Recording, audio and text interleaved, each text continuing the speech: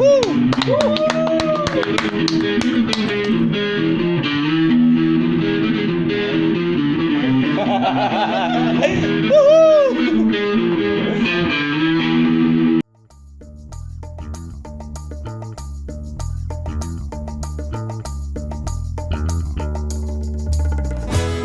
hanya ngopi tebal. Ini hanya ngopi tebal. Ngobrol pintar tentang banyak hal. Ngobrol pintar tentang banyak hal. Bukan kami nak cari pasal. Bukan pula nak buat hal. Bukan pula nak buat hal. Bolehlah kita merenyeh. Bolehlah kita merenyeh. Tapi janganlah menyala. Tapi janganlah menyala. Pakai akal cari solusi demi masa depan negeri. Demi masa depan negeri. Woi, sudah-sudahlah tuh, asyik nak merenyeh aja. Hai, kami ini nak merenyeh, bukan nak menyala. Lah, melodi lah lagi.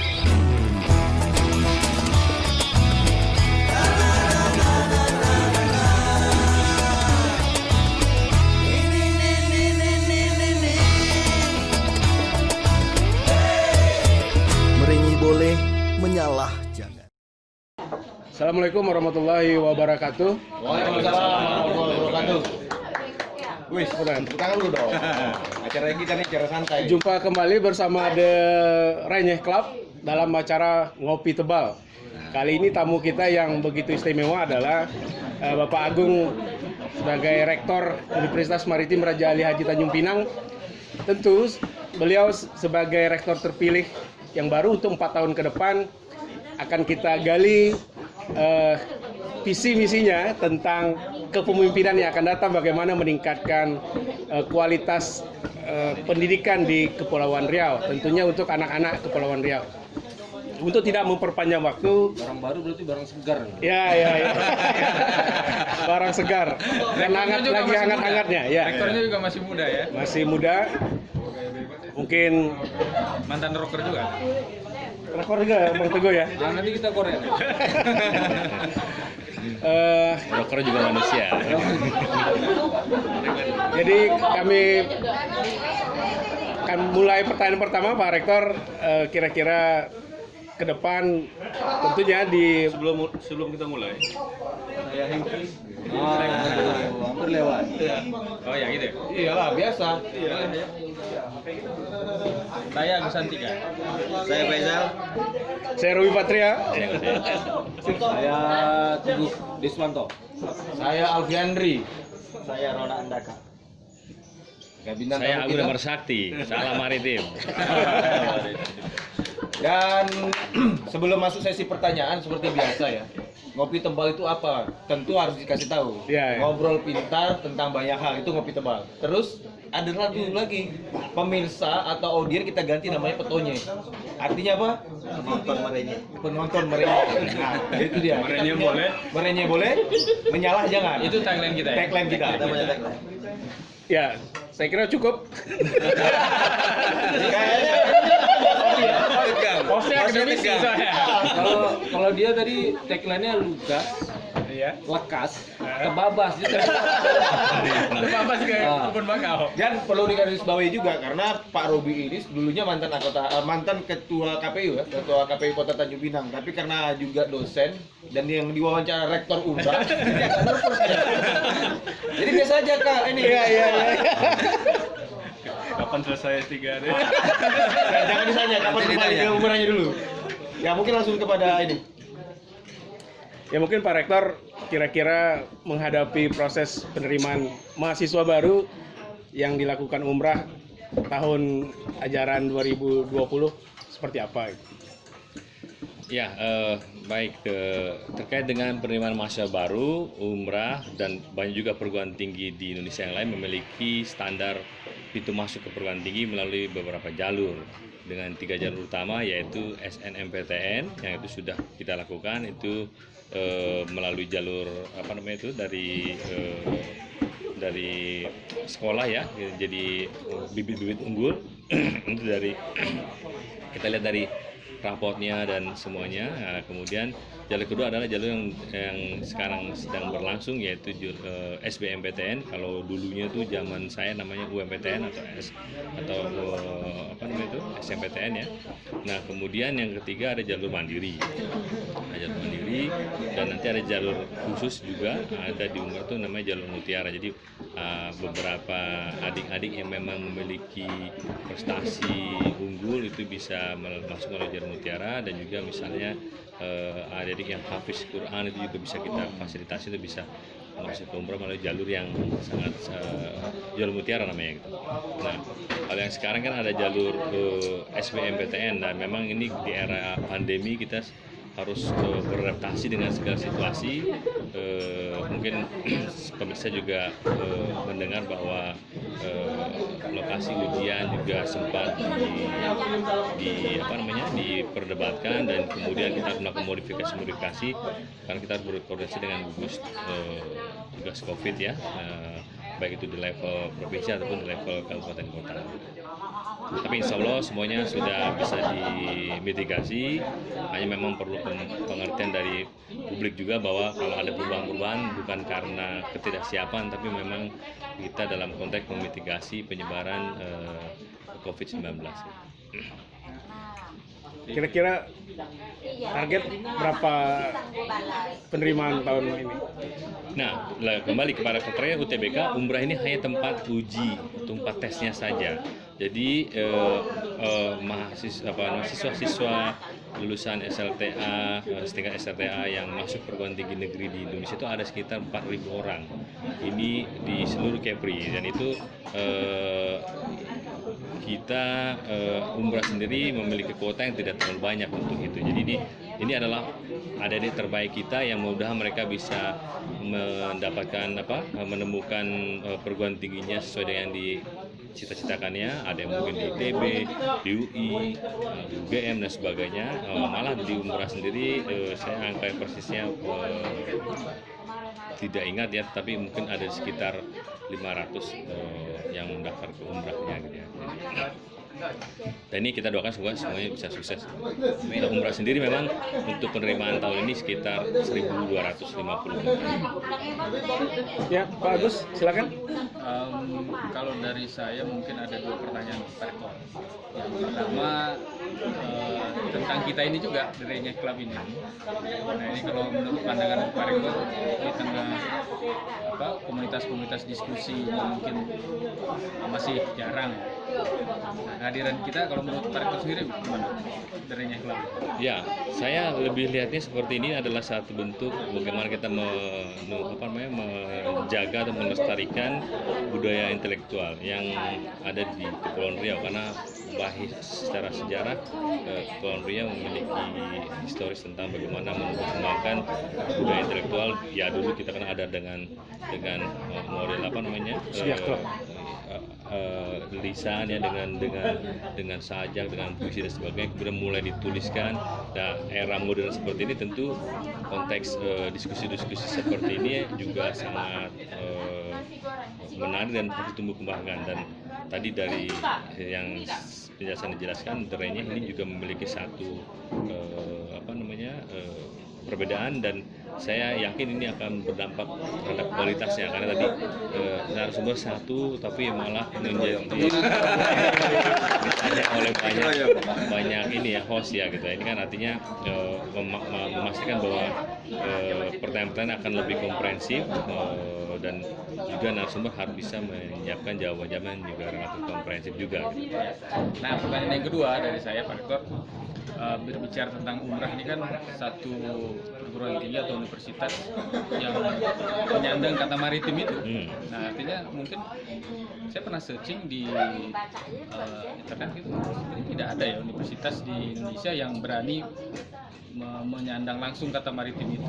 Nah, ini artinya kan sebuah mimpi besar sepertinya dari para pendiri umrah itu sendiri ya. Kalau kita flashback mungkin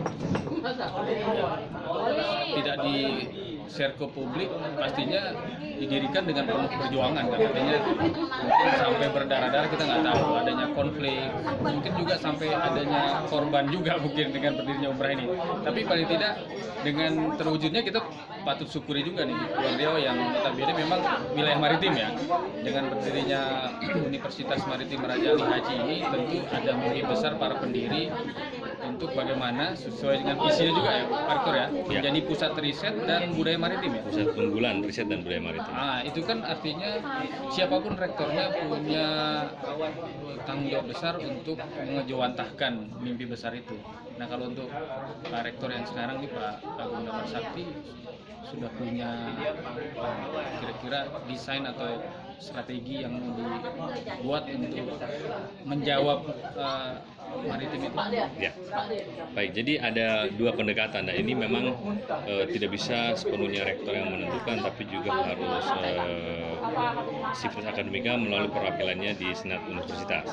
Jadi memang kita ada dua pilihan. Apakah kita akan mempertahankan kondisi existing sekarang dan hanya ingin lebih fokus kepada kemaritimannya tanpa ada penguatan dari jati diri atau dari nama gitu ya.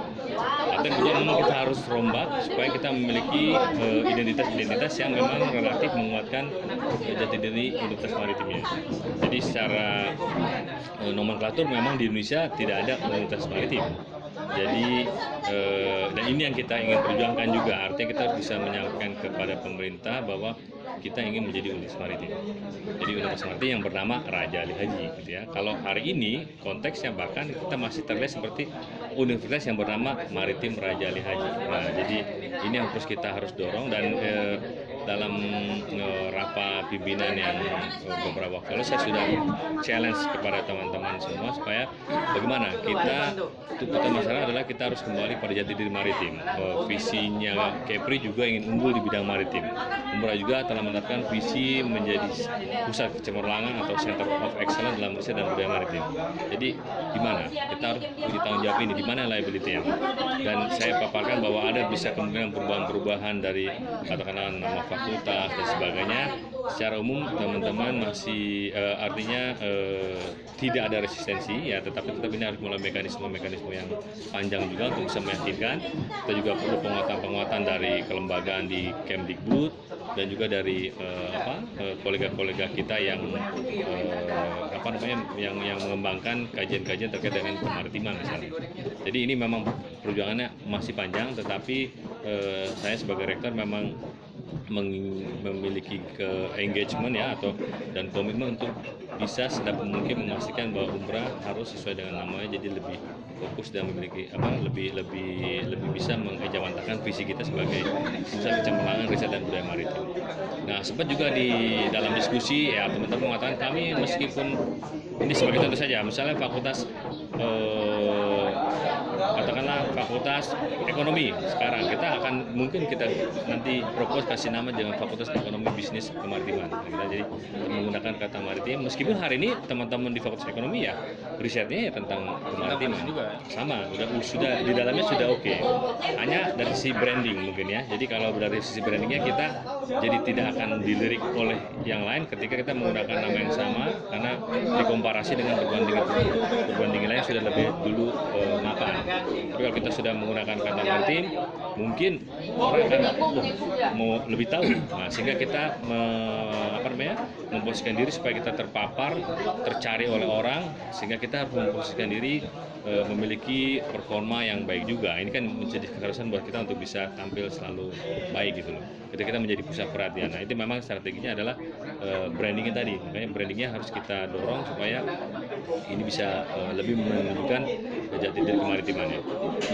Contoh lain apa? Juga selain daripada riset juga ada budaya maritim. Makanya sekarang kita juga akan propose ada fakultas ilmu budaya misalnya kan. Nah, itu yang apa sih namanya itu mainstream ya. Iya. Nah, kenapa nggak kita bikin namanya Fakultas Sastra Melayu dan Budaya Bahari? Nah, itu saya sudah propose juga kepada teman-teman. Jadi teman-teman tidak terlalu resisten ya, tidak ada, kelihatannya bisa menarik, tapi memang kan ini nggak bisa hanya dengan hanya sebatas rapat pimpinan, saat ini perlu proses yang sangat panjang. Dan ini perubahan daripada organisasi tata kelola harus dikonsultasikan ke kementerian, dan ini adalah keputusan dalam bentuk keputusan menteri nantinya. Jadi memang proses masih panjang, tapi kita akan optimis bahwa secara prinsip teman-teman Sivitas itu juga menginginkan bahwa si umrah ini jati dirinya memang sangat fokus kepada kemaritiman. Kelihatannya seperti itu. Mas, saya dengar kata-kata Karang tuh, kayaknya harus ada kopi nih. Kita ngopi bentar. Nah, itu betul. Tadi saya udah mulai kayak Kopinya, Dek. saya Kopinya, memang, Dek. betul, saya memang perlu dosis kafein sedikit ya. Ini judul lagunya Aquaman. Nah, ini kopi kita nih, kopi tebal kita nih. Mantap kopi, thank you. Ya, betulnya sekalian.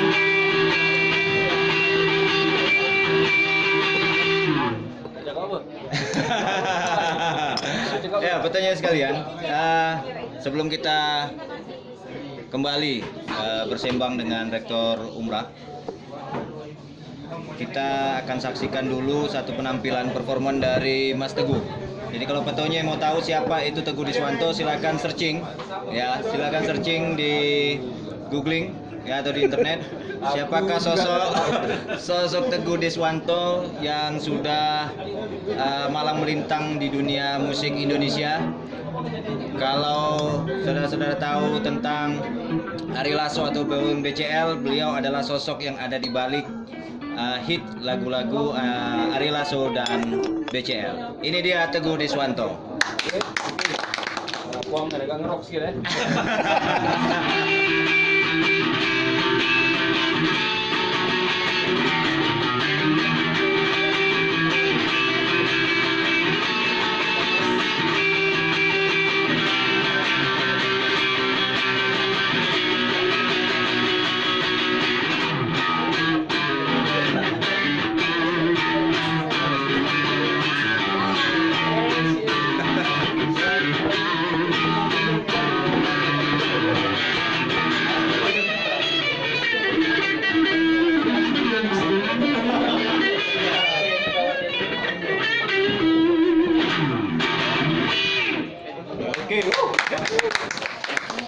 Kayaknya sengaja dikentangkan ya, aja. sengaja dikentangkan karena Pak Rektor ini ternyata rockers juga. Setelah ini mungkin Pak Rektor nanti. Wah, Nah, setelah ini baru Pak Rektor. Dia kalau udah pegang gitar lapar, Bu. Baik, Jadi sebelum masuk menjelaskan materi dari Pak Rektor, jadi Teguh Diswanto ini dulu adalah mantan gitaris band Tiket, ya, mantan gitaris band Tiket. Di belakang lagu-lagunya BCL, lagu-lagunya Ari Lasso, lalu Judika, lalu banyak artis di Indonesia. Ini gitarisnya Bang Tiko, komposer, arrangernya Bang Teguh Diswanto. Dan Rektor Umrah ini juga sebenarnya adalah musisi juga. Dulu waktu zaman beliau kuliah ada band Scavenger dan sempat juga ngehit di Prancis. Jadi kita juga punya tamu yang luar biasa pada sore hari ini. Nanti Bang Agung, Pak Rektor Umrah akan main satu lead gitar khusus untuk petonnya. khusus saya untuk Tony. Aquaman 2. Yang tadi main gitar itu gitaris. Kurang main ya. Oke, kita lanjut. Oke. Oke, Dari- untuk ini mungkin Kang Rol ini Tapi langsung aja gini Bang. Izin saya manggil Bang Agung boleh ya? Laksana hati. Saya tadi tuh ada pepatah orang Melayu itu berat nama, Bang. Kalau berikan anak nama itu berat nama. Dan saya menganggap bahwa umrahnya juga memang berat nama juga. Dan agak tidak nyambung karena maritim Raja Ali Haji. Sementara kiprah Raja Ali Haji itu tidak di maritim. Yang akhirnya mungkin sampai dengan saat ini menjadi tantangan terbesar umrah adalah embel nama maritim itu untuk mengangkat memang seperti pembangunan umrahnya memang untuk menjadi tempat pusatnya maritim di Indonesia. Tapi sampai saat ini terjadi bahwa ternyata ilmu pemerintahan lebih menarik di umrah. Kan mungkin ilmu ekonomi lebih menarik di FISIP ya. Nah itu menurut saya menjadi menurunkan dari nama itu. yang awalnya adalah maritim. Karena dulu saya ingat ketika awal pembentukan itu memang niatnya adalah bagaimana ini menjadi sentra karena kita daerah kepulauan, kita bahari, gitu kan. Umrah ini menjadi terdepan. Saya ingin tahu sebenarnya permasalahannya itu apa dan seperti apa nih tantangan ke depan yang akan dilakukan oleh seorang rektor yang baru, Bang Agung, menjawab hal tersebut. Karena banyak sekali masyarakat kita yang akhirnya begini, ada sebuah kayak penggambaran antara orang tua dengan anak lah singkat. Kuliah saja di umrah karena dekat dengan provinsi. Mana tahu kok sambil belum lulus kuliah dah bisa diterima honor. Itu yang umum gitu. Itu yang tidak didapatkan doktrin ketika mahasiswa-mahasiswa yang kuliah di luar daerah. Bahkan saya menganggap bahwa itu menurunkan secara tidak langsung tingkat kemampuan mahasiswa ketika dia bahkan belum berkuliah. Bagaimana tanggapan Bang Agung terkait permasalahan itu? Ya, ini pertanyaannya memang sangat fundamental ya. Jadi berbicara tentang tadi sudah saya singgung di awal bahwa secara nomenklatur memang di Indonesia belum ada namanya Universitas Maritim. Nah, apa yang telah dilakukan oleh para pendiri umrah, para pendiri provinsi Kepulauan Riau itu adalah sudah melangkaui cita-cita, lebih hebat lagi. Jadi tinggal kita mewujudkannya. Dan ini bukan perjuangan yang mudah. Artinya sudah tepat perguruan tinggi di Kepri harus berlabel maritim. Tinggal kita harus memperjuangkannya. Tadi perjuangannya bisa melalui 3 level. Pertama secara internal, kemudian dari kelembagaan dan juga para stakeholder sekalian. Stakeholder juga harus mendukung pengembangan umrah sebagai universitas maritim. Nah, berbicara tentang universitas maritim, tadi disinggung tentang beberapa fakultas dia lebih leading dibanding yang lain. Ya, pada prinsipnya semua fakultas juga memiliki rencana induk pengembangan atau rencana induk penelitian yang ke arah kemaritiman. Ke arah kemaritiman hanya tadi dari sisi brandingnya yang kita mungkin tetap kalah karena fakultas ekonomi, orang akan lihat fakultas ekonomi UI, ya kan? Nah, tapi kalau fakultas ekonomi bahari atau ekonomi kemaritiman, mungkin orang lihat ada apa ini? Oh, ternyata yang dibahas adalah blue ocean, blue economy misalnya kan ya.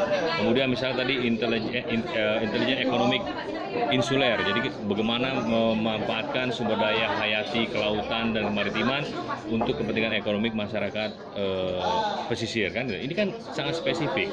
Nah, ini harusnya kita ke arah sana. Kalau nggak ke arah sana, kita akan sudah berkompetisi dengan perguruan tinggi lain. Dan lebih hebat lagi, sebenarnya umrah sudah lahir di jantung ASEAN. Jadi memang salah satu dalam visi dan misi Rektor 2020-2024 memang kita yang menjadikan ASEAN sebagai lokus fokus kita. Sehingga saya mendorong supaya Sivitas melakukan kegiatan-kegiatan yang memang tidak hanya lingkupnya di region di lokal tapi di regional ASEAN. Kita nggak perlu bicaranya ke Jawa dah, biar saja di sana. Tapi kita sudah lahirnya pun di sini, sehingga kita nggak terlalu banyak kesulitan sebenarnya untuk bisa berinteraksi hidup berdampingan dengan mitra-mitra kita dari perguruan tinggi di ASEAN yang notabene mereka hebat-hebat. Contohnya ada NUS, NTU itu di ranking, baru saya cek kemarin ranking 25 besar dunia. Bayangkan saya di Indonesia yang paling hebat mungkin UGM atau UI masih di ranking 300 sampai 500-an kan. Jadi masih lebih mungkin buat kita untuk mencapai sebuah akselerasi pencapaian kalau kita fokus kepada ASEAN tadi. Nah, jadi saya sangat optimis sebenarnya, tapi memang prosesnya masih panjang, tinggal semuanya sama-sama berkomitmen untuk memajukan. Kemudian tadi saya singgung juga tentang stakeholder dan shareholder. Kalau semua sepakat bahwa umrah adalah, dan tidak hanya umrah sebenarnya, ada perguruan tinggi universitas juga di Kepri, ada sekolah tinggi, ada 20 sekolah tinggi, ada 7 akademi, itu semua adalah aset-aset masa depannya Kepri. Ini harus dioptimalkan. Dan jadi masalah hari ini karena performa dan reputasi semua perguruan tinggi yang ada di Kepri masih belum mumpuni, sehingga terjadi yang disebut dengan brain. Orang-orang cerdas, siswa-siswa cerdas Kepri itu lari keluar. karena kita belum bisa memberikan sebuah alternatif yang dianggap sebagai tempat di mana bisa menghasilkan sebuah SDM unggul.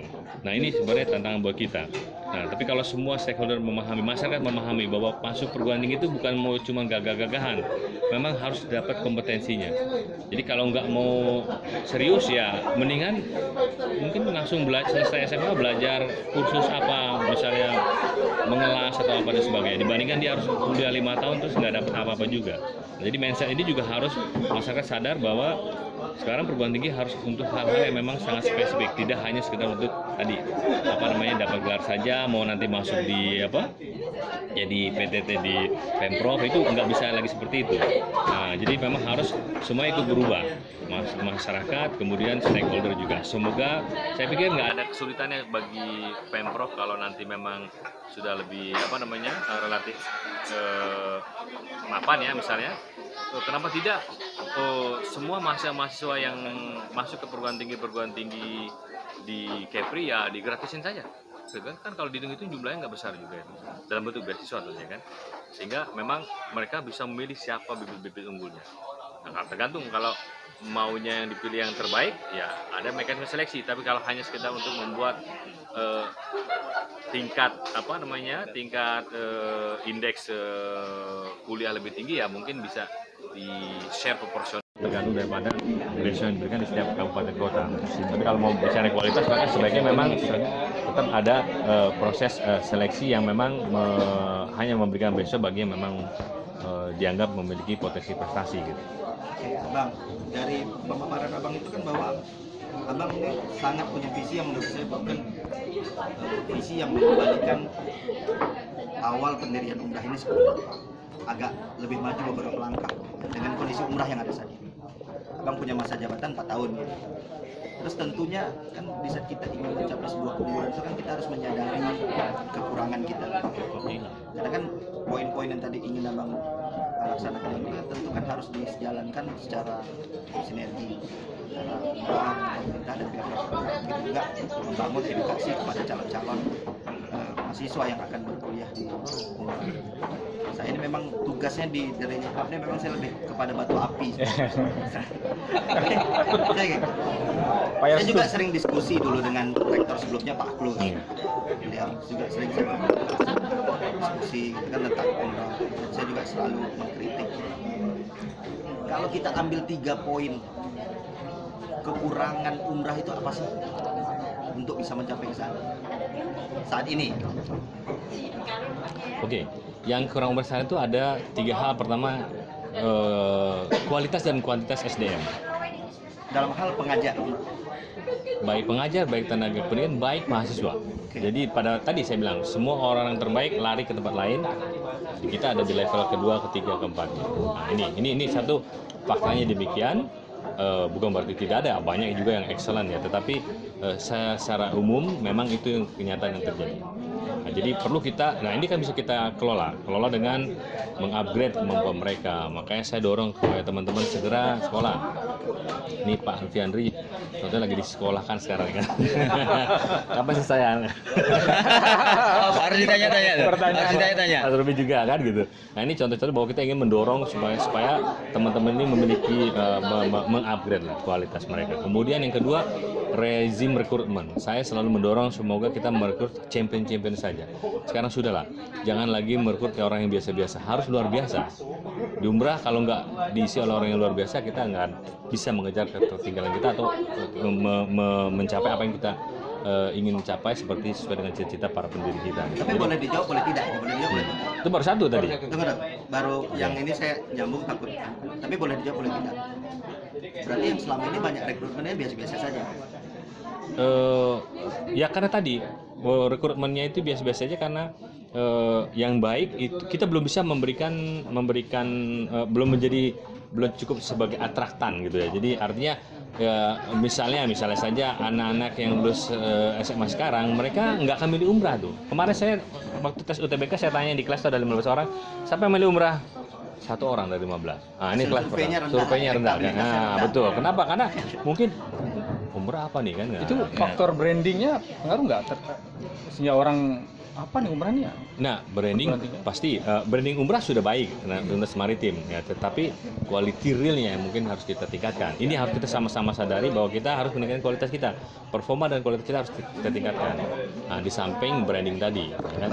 Bahasa simpelnya agar orang bercita-cita dia kuliah umrah lah gitu Oh ya. iya. Mas Agung jelas ini kalian paham nggak?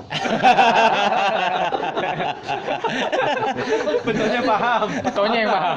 Kalau kalian paham berarti aku belum paham. Nah, Pak Rektor, tadi masih satu ya belum langsung jatuh oke. Yang kedua, Sarana dan prasarana. Nah, contoh sarana prasarana kan gini. Ya, sampai hari ini alhamdulillah sudah sejak 2 tahun lalu umrah akhirnya memiliki aset berupa lahan misalnya. Padahal itu disyaratkan dalam Permendikbudnya ya bahwa dalam standarnya perguruan tinggi itu harus memiliki aset berupa lahan, berupa gedung dan sebagainya. Ini kita baru memiliki sekitar 2 tahun lalu itu baru di lahan aset yang di Dompak ya. Di Senggarang insya Allah dalam waktu kita akan segerakan. Nah ini akhirnya membuat kita juga kesulitan untuk berkembang. Memang dari sisi apa? Dari sisi tadi bisa mengembangkan jumlah mahasiswa misalnya kan. Dengan bertambahnya jumlah mahasiswa itu akan membuat kita memiliki income yang relatif memadai.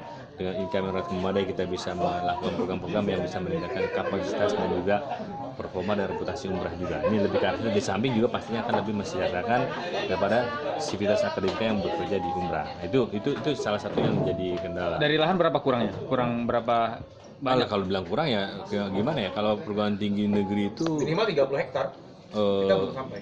Minimalnya memang itu yang paling minimal, tetapi kita baru 22,5 hektar. Tapi kalau menurut saya Kepri itu umrah itu harusnya di Tanjung Pinang ada 100 hektar, mungkin di Natuna 30 hektar, di Lingga ada 50 hektar gitu. kampus A, kampus B. Betul itu supaya juga diperkat gitu kan. Natuna nanti ya mungkin pusat studi kelautan regional Asia, laut Natuna Utara misalnya kan, kita buat di sana misalnya. Nah ini memang masih panjang, tapi paling tidak kalau di Dompak saja kita punya 40 hektar sudah alhamdulillah. Ya kan? Nah, jadi kita juga nggak mau muluk-muluk, tapi kalau memang ada Bintan bisa ngasih 100 hektar kita pindahkan kampus utama umrah di Bintan. Bisa 100 hektar kan? Karena di tempat lain ya minimal 150 hektar itu kalau namanya kampus umrah. Siapa tahu didengar oleh pemerintah daerah. Amin ya. Kalau jadi gubernur, jadi wali kota ya. Iya. Kalau mau maju Kepri ya ditentukan pendidikannya. Betul. Iya kan? Kata kunci maju satu negara, Eropa itu maju, presidennya, kepala negaranya itu sibuk rasa kerusuk dengan perguruan tinggi. Karena dari kampus lah semuanya bisa dibangun. Jadi itu baru dapat 2 nih, satu lagi nih belum dapat nih, baru SDM lahan sana Ya. terakhir.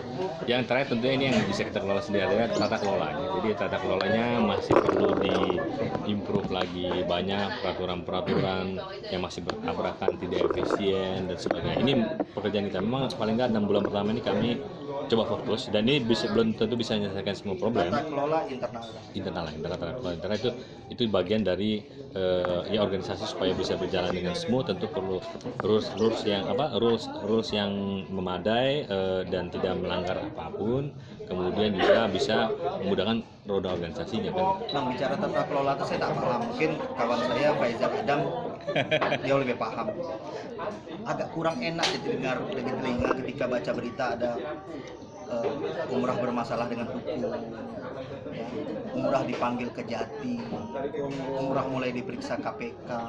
Agak tidak enak di telinga saya, tapi saya tidak memahami itu. Mungkin harapan kami ya 3 hal mendasar yang menjadi kekurangan umrah itu mungkin bisa didengar semua, agar semua yang punya energi kepentingan untuk membangkitkan umrah ini ayo mulai memikirkan bersama 3 hal itu ya.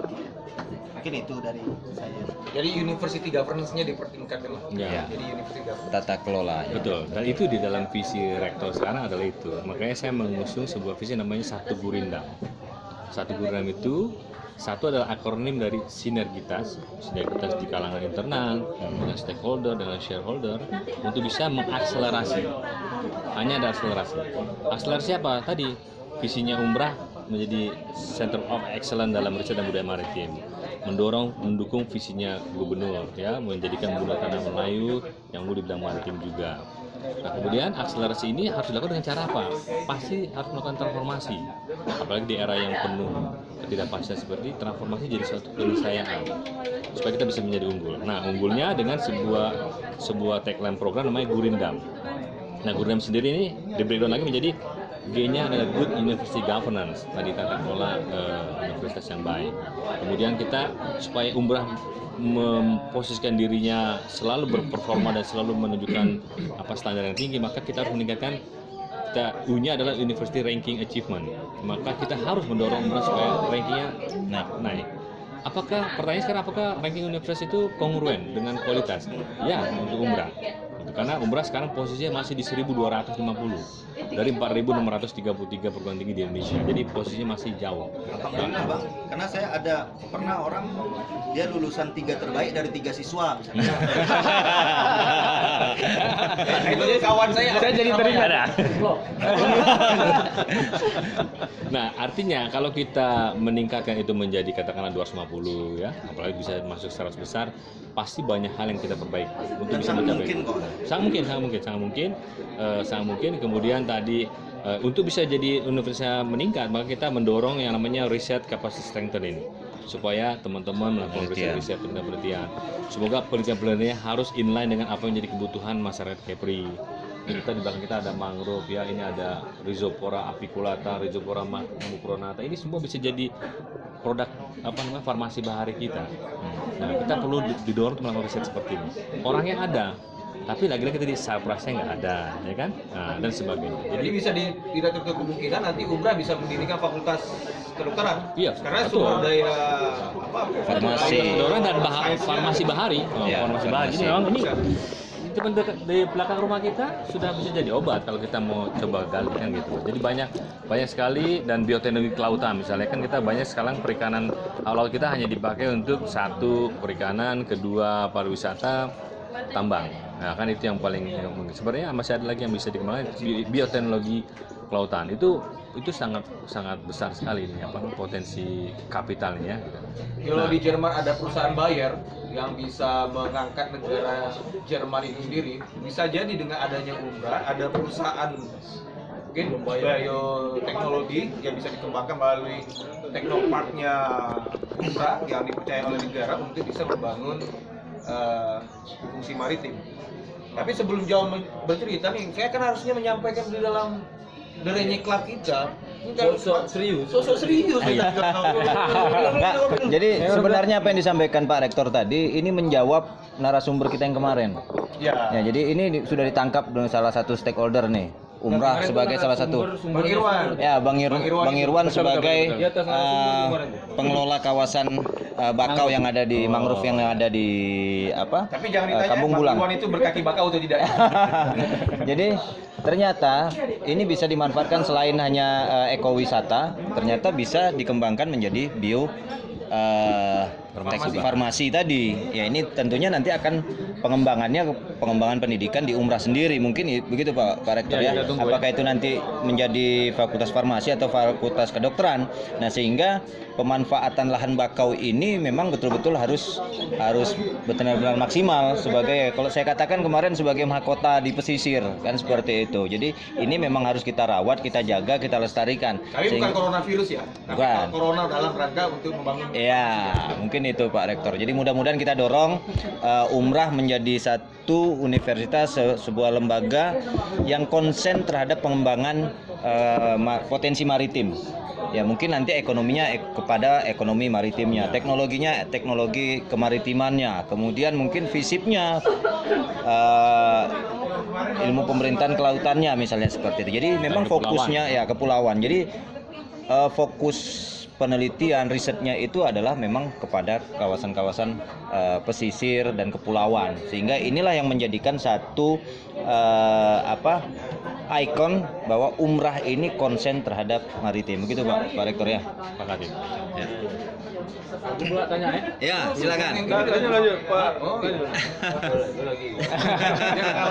Sud. Gara-gara ini kita tak teguran gitu. Sebenarnya udah diborong semua nih pertanyaannya. Saya bingung nak bertanya apa. Eceran aja, kalau dari borong eceran aja. Ketengan. Ketengan. Ya, apa ya? memang kita lihat selama ini Umrah memang lebih terkenal dengan FISIP dan yang lain-lain. Kebetulan ada juga adik-adik dari daerah lain, provinsi lain yang datang di sini. Memang awalnya mereka kami maritim, tapi ketika di sini begini ya kan. Nah, ini mungkin untuk menghapus stigma-stigma negatif itu mungkin yang mereka mengharapkan ya mereka maritim, mereka fokusnya ke situ. Karena mungkin fokusnya mungkin lebih kepada di Fakultas Perikanannya mungkin ada khususnya jurusan perikanan tangkap atau industri perikanan. Mereka kan mungkin lebih ke sana. Mungkin di Fakultas Perikanan sendiri ada rencana mungkin yang lebih spesifik jurusannya, mungkin industri perkapalan atau industri pengalihan shipyard. Kan juga potensinya juga luar biasa. Apalagi kita di sini untuk labu jangkar, untuk shipyard luar biasa di sini. Malah Kepri ini gimana ya? Apalagi sekarang Malaysia, Melaka kalau nggak salah itu di Johor kalau nggak salah itu sudah membebaskan, nggak ada lagi labu jangkar, sewa labu jangkar, tapi mereka masuknya lewat logistik. Nah itu kan persaingan kita di 3 negara di sini. Mungkin Umrah untuk mungkin peluang itu juga studi dengan memberikan kepada pemerintah seperti apa? Ya, memang kita sudah memiliki rencana itu bahkan untuk di era Pak Agus sekalipun ya, kita mau membuat namanya prodi teknika, nautika, kemudian apalagi namanya manajemen pelabuhan ya. Tapi lagi tadi terbentur karena apa? Kita nggak punya ruangan lah, sehingga nggak mungkin kita membuat sebuah prodi baru kalau kita nggak memiliki ruangan dan juga dosen yang tidak memadai juga. Nah ini mudah-mudahan ke depan kita akan siapkan. Itu sudah ada dan kebetulan yang sudah buka ada teknik perkapalan ya, itu ada prodi teknik perkapalan. Tahun ini kita akan coba ajukan atau paling lama tahun depan yang tadi teknika, nautika dan sebagainya yang lebih menunjukkan jati diri kemaritimannya sebenarnya. Nah, itu sudah dalam program kita. Nah, memang nanti pelaksananya kan memang memerlukan adanya SDM dosen dan kemudian juga adanya sarana dan prasarana kita juga. Jadi memang pelan-pelan lah, tapi insya Allah kita akan ke sana arahnya. Kan kita sudah punya visi generalnya sudah jelas ya. Tinggal kita pelan-pelan bagian-bagian mana yang kita akan isi melalui kontribusi tangan-tangan kecil kita ini. Jadi kita harus terus optimis dan tidak tidak pernah ya gagal di sini kita cari yang lain. Gitu. Jadi nggak akan berhenti hanya karena ada permasalahan-permasalahan yang menghadang di depan kita. Nah, untuk itu memang kita berencana paling tidak di 1 Januari 2021 kita harus segera membuat proposal untuk bisa terkait dengan pengembangan kampus. Jadi pengembangan kampus yang harapan nanti bisa memberikan ruang buat pembukaan prodi-prodi baru, fakultas baru dan sebagainya. Nah, ini proposalnya, tapi nanti mungkin baru bisa hadirnya di 2023-2024. Jadi tidak juga imediat ya, pasti semua pasti berproses. Untuk inovasi mungkin tiap tahun Kepri khususnya Bintan, pesisir timur Bintan itu selalu dipenuhi oleh slot oil, oleh limbah minyak. Nah, secara hukum ini udah menaun ya, secara pusat kita juga sudah lama mengetahui ini. Mungkin kira-kira Umrah ada rencana penelitian pengembangan gimana sih untuk minyak limbah itu bisa diaturkan harga juga nggak merusak lingkungan di sekitar, terutama para nelayan. Musim utara kita kasihan juga nengok nelayan jaring segala macam. Oke, sebelum dijawab, iklan dulu kita break karena ada yang lewat. Ya, kembali bersama The Renyah Club dalam acara Ngopi Tebal bersama Rektor Umrah. Yang belum bertanya silakan. Tadi ada pertanyaan Tadi itu. belum dijawab. Belum dijawab ya. Belum dijawab. Yang belum bertanya silakan. Jadi mau kebetulan ada pertanyaannya nyambung. Terkait dengan visi tadi, kan baru GUR, baru GUR ya. Nah, I-nya adalah Innovation Ecosystem. Nah, dengan riset yang semakin kita dorong, maka akan terbentuklah ekosistem inovasi yang baik. Nah, tadi salah satu programnya ada kita membuat namanya Student Innovation Center, di mana kita membuat sebuah rencananya nih ya, membuat sebuah laboratorium bersama lah. Pentahelix konsep, jadi ada di situ akademisi, ya dosen, peneliti dan juga mahasiswa. Tapi kita undang juga swasta, private sector masuk ke dalam ke umrah gitu ya. Mereka kita kasih tempat untuk bikin jadi satelit mereka ya kan. Kemudian government juga demikian. Pemerintah mungkin Bapelitbang kita sediakan satu stand khusus untuk bisa memberikan informasi yang terkait dengan perkembangan kelitbangan di Provinsi Kepulauan Riau. Lalu mungkin di situ juga ada masyarakat. Itu tadi Mas A bilang ada teknopark. Kita mau buat namanya aquaculture edupark ya kan. Jadi sambil buat belajar masyarakat dilibatkan untuk dia juga belajar atau kita belajar kepada mereka untuk membuat keramba misalnya atau di sekitar kampus kita kan, taman pintar ya bisa seperti itu. Kemudian yang terakhir adalah ini media kan, dan yang juga bisa kita minta mereka mengamplifikasi apa yang telah menjadi program-program kita, kemudian mengkontrol juga dan sebagainya. Itu rencananya bagaimana kita mengembangkan innovation ecosystem. Nah, kalau dikaitkan dengan kasus-kasus tadi di Bintan, Umrah juga punya peneliti yang bekerja tentang bagaimana menangani tumpahan minyak dengan menggunakan jasa ternik mikroba. Kita punya, sekarang kita ajukan patennya. Tapi kan Umrah nggak punya kapital yang cukup untuk mengembangkan hal itu. Ini harus dari swasta lagi. Katakanlah perusahaan minyak, belilah paten itu atau kembangkan dengan menggunakan dengan menggunakan teknologi yang didesain melalui paten tersebut. Ya, atau dari pemerintah provinsi silakan. Yang jelas Umrah sudah mengembangkan hal itu di laboratorium, bahwa minyak itu bisa diurai oleh bakteri. Nah, itu bisa dilakukan. Nah, itu kita sudah ajukan patennya. Nah, kalau paten mungkin proses panjang ya, bisa saja baru 4 tahun lagi nanti granted atau 2 tahun lagi, kita belum tahu. Tapi upaya itu sudah dilakukan oleh kita melalui dengan keterbatasan yang kami miliki pun kami tahu inilah problemnya. Jadi kita maunya risetnya memang yang benar-benar permasalahan faktual di Kepri. Tadi ada tumpahan minyak, maka peneliti kita di situ.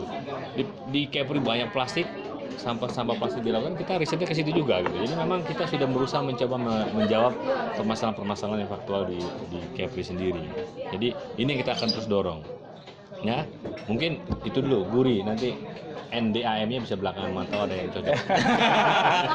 Tapi oke, saya singgah saja Gurindam. Ini adalah networking ternyata. Tadi networkingnya kita cuma fokuskan di ASEAN ya, meskipun kita boleh juga ke tempat lain. Kemudian D-nya adalah dynamic career. Jadi ya kita maunya gini, Umrah itu adalah tempat yang turnover-nya rendah.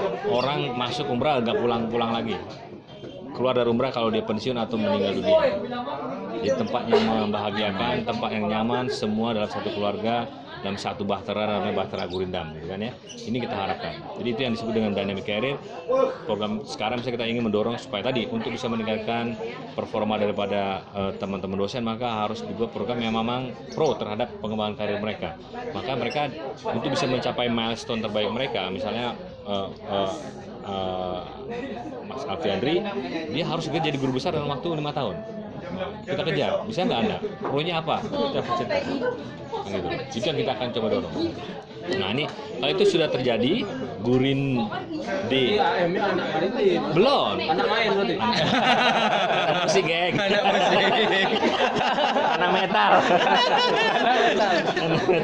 Jadi nanti setelah itu semua terjadi, maka akan ada namanya ya tumbuh Academic Excellence ya kan, Excellence. Nah terakhir memang ini yang menarik, namanya program Mari Sociopreneurship. Nah tadi kita ingin mendorong Umrah menjadi Entrepreneurs University yang mengandalkan sumber daya kelautan kemaritiman untuk kemaslahatan masyarakat di pesisir dan pulau-pulau kecil. Jadi itu lebih fokusnya kan. Itu bisa tadi saya sempat singgung terkait dengan apa namanya bakau itu bisa kita olah menjadi katakanlah hal-hal yang punya nilai jual lebih tinggi, punya edit value lebih tinggi, innovation value lebih tinggi, ya baik itu dalam tatanan apa namanya inovasi ataupun dalam konteks entrepreneur. Jadi hal itu yang kita akan coba dorong karena waktu juga singkat, 4 tahun juga yang tidak akan 4 panjang. tahun itu satu Gurindam itu bagi seorang Agung Dharma Sakti ini berapa persen sih satu Gurindam itu bisa terwujud atau 100% optimis? Wah, problem itu kelemahan saya di situ. Kelemahan saya adalah orangnya optimis. Artinya dalam 4 tahun. Bahwa nanti dapatnya berapa itu kita syukuri. Kita Ya, kalau evaluasi. optimis berarti dalam 4 tahun itu visi 1 Gurindam itu pasti tercapai. Insya Allah. Nah, ini Dalam yang konteks harus- menyiapkannya ya. Ya, sepertinya mensupport itu. Oke, sepertinya kalau soal visi misi Pak Agung sebagai rektor itu sudah tergambar tadi ya. Tapi baiknya diskusi kita tidak hanya fokus di tentang pendidikannya, tapi bagaimana sosok Agung Damar Sakti ini sendiri. Nah, silakan, Karena Bang tadi Teguh. banyak juga yang disebut, banyak juga yang tak paham tadi bahasa Iya, lokal. makanya. Apa bahasa apa itu? Makanya ini Bang Teguh lah ini yang Tadi mau aku jelaskan. Oh, Ya, di belakang aja. Silakan Bang Teguh. Iya. Serius sekali gitu. Kita ingin tahu nih betulnya. Mas Agung nih dulunya berasal dari dunia mana gitu kan, tiba-tiba muncul dem gitu kan. Iya, iya. Ya. Tapi saya pernah dengar dia pernah jadi anak band. Anak band ini kelas berat. Anak band underground. Mainnya di bawah tanah ya? Dan bandnya besar, bukan baru. Scavenger namanya. Iya, iya. Karena anak band underground itu salah satu idiomnya kemerdekaan. Dan Kemerdekaan. ada energi itu yang kita lihat dari dia bahwa merdeka itu penting. Nah, sekarang kita coba minta penjelasan dari dia. Nah. Dulu tuh ngebandnya di mana? Terus kok ngeband terus sampai ke pawang ular nih. Karena ini beda. Saya ngeliat Mas Agung ini kayak saya berdiri di atas gunung melihat hamparan yang luas itu macam-macam ada. Dari penyelam Serba ya, bisa. Nyelam ya, bawang ular. Bawang ya. ular. Oke. Ini hal-hal yang saya nggak bisa buat. Nggak bisa buat. Monggo. Ya, terima kasih. Sebelum bicara tentang band, saya mungkin lebih masuknya dari filosofi pendaki gunungnya malah. Nah, itu lagi kan? Oh, Pendaki gunung ternyata. Jadi saya pendaki gunung, pendaki hati. Jadi memang saya suka kegiatan-kegiatan alam outdoor ya, jadi alam bebas, termasuk mendaki gunung, rock climbing ya. Tapi lebih ke mountaineering lah. Jadi mendaki gunung itu tidak hanya naik gunung, tapi juga saya belajar navigasi darat kan. Jadi membuka ya navigasi. Jadi mencoba mencari titik-titik, membuat jalur dan sebagainya. Jadi memang tidak hanya sekedar trekking untuk hiking, tapi juga untuk memahami topografi di gunung itu sendiri. Sehingga buat seorang pendaki yang baik sebenarnya tidak akan pernah tersesat kalau dipegang kompas dan peta. Nah untuk itu tadi penting sekali tata kelola tadi. Jadi itu yang menjadi peta dan kompas kita dalam mau kemana kita pergi. Gunung Rinjani. Oh, kalau gunung itu Rinjani sudah pernah saya naiki. Terus Gunung Merapi. Gunung mana lagi? Secara umum di gunung di Pulau Jawa yang didaki oleh para pendaki sudah saya naikin juga. Di Jawa, kalau di Sumatera yang paling tinggi ya tentu Kerinci kan. Jadi Sumatera Barat itu ya Merapi, Singgalang, dan itu ya semua yang didaki oleh pendaki-pendaki yang masih amatir seperti saya saat itu tentu saya coba lakukan ya. Mungkin yang belum saya lakukan itu ya di Leuser sudah. Dimulai dari yang SMA belum atau cuma sudah fresh aja? dimulai dari SMA atau sudah Dari SMA. kuliah? Oh, dari SMA. Dari SMA udah mulai. Nah, kalau dari sisi situ, dari satu sisi situ, itu ada hubungannya dengan rektor. Ada semua ya. Maksudnya, Di situ tadi saya mau bilang filosofi pendaki gunung awalnya itu. kan dari situ. Ya. Di situasi gunung, di pendaki itu yang saya tahu dia harus ngambil keputusan, dia harus menyimpulkan tentang yang logis dan tak logis, dia harus memetakan kompas tadi. Nah itu bagaimana tuh? Betul. Yang paling utama dari filosofi pendaki gunung adalah determinasi mencapai puncak. Jadi kita sudah demikian firmnya bahwa saya akan mencapai puncak. Kita harus menyiapkan diri kita baik secara objektif ataupun subjektif, menyiapkan segala sesuatu untuk bisa mencapai puncak tadi. Bahwa kita tahu jalurnya ada beberapa, bahwa kita tahu di mana. Kita sudah tahu nih obstacle-nya ada di mana saja, di mana saya harus beristirahat dalam konteks normal, atau ketika nanti dalam kondisi yang tertentu kita juga harus bisa segera beradaptasi dengan kondisi yang memang memaksa kita melakukan mitigasi lain gitu. Ini yang sangat menarik dari filosofi pendaki gunung, sehingga dia memerlukan sebuah endurance, memerlukan sebuah ketekunan bahwa dia tidak mudah mundur untuk kalah, tapi dia hanya mungkin dia mundur hanya untuk mencari mencari penyelamatan diri dan sebagainya, itu masih mungkin kan. Kemudian memikirkan mencari jalan lagi sampai kepada objek kita. Jadi itu yang saya pikir ketika saya menentukan saya ingin mengejar sesuatu hal, maka saya dengan determinasi yang tinggi akan mengejarnya sampai itu bisa diwujudkan. Karena memang secara teori semuanya akan bisa dicapai asal ridho Allah tentunya pastinya. Nah, itu lebih ke arah itu. Jadi filosofi mendaki gunung itu menjadi dasar saya dalam banyak melakukan kegiatan-kegiatan. Nah, kita lari kepada musik. Jadi pada saat saya mulai melakukan musik, bermain musik, jadi musik itu untuk apa? Buat saya itu musik di awalnya saya tidak terlalu tertarik karena kebetulan lingkungan kerja, lingkungan tempat saya tinggal itu ya musiknya musik-musik yang relatif romantika dan sebagainya. Kemudian juga pemain-pemain gitar yang jago seperti Mas Teguh ini selalu dikerubungi oleh wanita-wanita gitu kan. Membuat pengakuan itu pengakuan tulus. Membuat saya jadi tidak terlalu suka dengan musik sebenarnya. Tapi ketika saya dengan musik dari genre thrash metal pertama kali itu saya lihat ini kayak bukan musik yang seperti saya dengar. Nah, kemudian saya mulai mempelajari apa yang di dalamnya. Lirik-liriknya ternyata juga lirik-lirik yang sangat punya ketegasan tadi, menginginkan kemerdekaan tertentu, artinya kritik terhadap kemapanan dan sebagainya. Ini sesuai dengan era saya saat itu mungkin ya, sehingga saya lihat ini lagunya menarik, saya harus mempelajarinya. Tapi ternyata mainnya susah juga kan main musiknya. Nah, saya saat itu juga bukan pemain musik, jadi saya mulai belajar langsung ke musik metal. Sehingga sampai sekarang saya nggak bisa main musik yang lain juga. Nah, jadi basic saya langsung di situ. Kebanyakan musisi lain kan dia dari mulai pop naik jadi rock, kemudian jadi speed, thrash metal, turun lagi nanti kembali lagi ke tempat semula. Kalau saya nggak, memang dari awal itu ya sudah, saya nggak bisa apa-apa lagi yang lain juga. Tapi basicnya tetap passionnya itu seorang Agung itu meskipun terjun ke musik tetap riset gitu ya. Oh ya, belajar dari musik itu. Pasti, karena itu memang dari bagian kalau saya lebih lihatnya merupakan ejawanta daripada perintah Tuhan. Jadi bacalah sampai 3 kali diperintahkan kepada kita. Jadi saya selalu membaca, baik itu membaca secara harfiah ataupun membaca kondisi alam dan sekitar. Berarti terjun ke musik cuma buat piknik doang gitu ya? Enggak juga, karena musik itu nanti memang menjadi sarana buat saya untuk menyampaikan, maksud saya saat itu, saya menyampaikan ini loh, yang jadi problem kita. Nah, itu. Jadi makanya pada saat itu Scavenger, kenapa dia bisa sebagai band amatir bisa memiliki reputasi dan memiliki dilihat oleh orang, tadi brandingnya, karena memang kita sudah dari awal segera mendeklarasikan musik kita jenisnya ini, dan kita hanya membuat lagu-lagu kita sendiri. Sempat menasional. Nasional kayaknya enggak, tapi sampai ke Sumatera mungkin. Tapi zaman itu memang sulit. Berarti ketika itu Pak Rektor serius juga di musik ya? Saya selalu serius dalam segala sesuatu harus serius. Ya, jadi fokus. Begitu saya harus fokus. Nah, kalau nggak, barang siapa yang tidak sungguh-sungguh maka sia-sia gitu. Nah, tadi balik lagi ke filosofi mendaki gunung ya. Ketika sudah mencapai puncak, artinya sekarang posisi sudah dapat. Nah, ketika menuruni puncak gunung itu punya kepercayaan diri yang sama tidak ketika mendakinya? Oh iya, tentu artinya kita kan waktu kita nanti menuruni bahwa kita sudah mencapai apa yang telah kita ingin capai. Kemudian apakah kita nanti akan mencari gunung lain lebih tinggi, ya kan?